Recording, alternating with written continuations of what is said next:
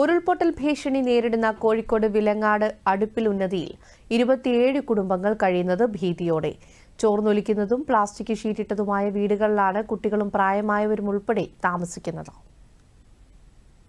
2019 പ്രദേശത്ത് ഉരുൾപൊട്ടിയതിനെ തുടർന്ന് 4 പേർ മരിക്കുകയും കോടികളുടെ നാശമുണ്ടാവുകയും ചെയ്തിരുന്നു.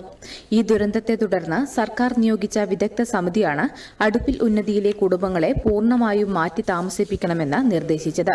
ഇതിനായി വാണിമേൽ വിലങ്ങാട് റോഡിൽ സർക്കാർ ഭൂമി വാങ്ങി വീട് നിർമ്മാണം നടത്തിയിരുന്നു. 65 കുടുംബങ്ങളെ മാറ്റി താമസിപ്പിക്കാനായിരുന്നു പദ്ധതി. എന്നാൽ ഇതിൽ 38 വീടുകളാണ് പൂർത്തിയായത്. ബാക്കി വീടുകളുടെ നിർമ്മാണം ഇനിയും പൂർത്തീകരിക്കേണ്ടതുണ്ട്. എല്ലാവർക്കും ഒരേ രീതിയിലുള്ള വീട് നിർമ്മിക്കാനായിരുന്നു പദ്ധതി. ഇതിൽ 27 കുടുംബങ്ങൾ സ്വന്തം ചെലവിൽ പ്രവൃത്തി നടത്തണമെന്ന് ആവശ്യപ്പെടുകയായിരുന്നു. അവർക്ക് നേരിട്ട് പണം നൽകുകയും ചെയ്തു. എന്നാൽ ഇവരുടെ വീടുകൾ പൂർത്തിയാകാതെ പാതി വഴിയിൽ നിലയ്ക്കുന്ന സ്ഥിതിയായി. പണി തീരാത്തയുണ്ട്, വീട് കിട്ടാത്തവരുമുണ്ട്. എന്റെ ഒന്നും ചെയ്തിട്ടില്ല. മെയിൻ വാർപ്പ് ഞാൻ കലമ്പി ഒരാണ് മെയിൻ വാർപ്പ് തീർത്ത്. ആയ വീട് പോയിട്ട് ഒരു വിവരവും ഓല് തരുന്നില്ല.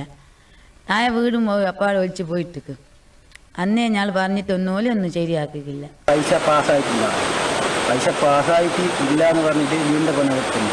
ഇവിടെ ബുദ്ധിമുട്ടെന്ന് പറഞ്ഞാൽ മഴ വരുമ്പോഴത്തേന് ബുദ്ധിമുട്ടാണ്. പിന്നെ വെള്ളത്തിൻ്റെ ബുദ്ധിമുട്ടുണ്ട്.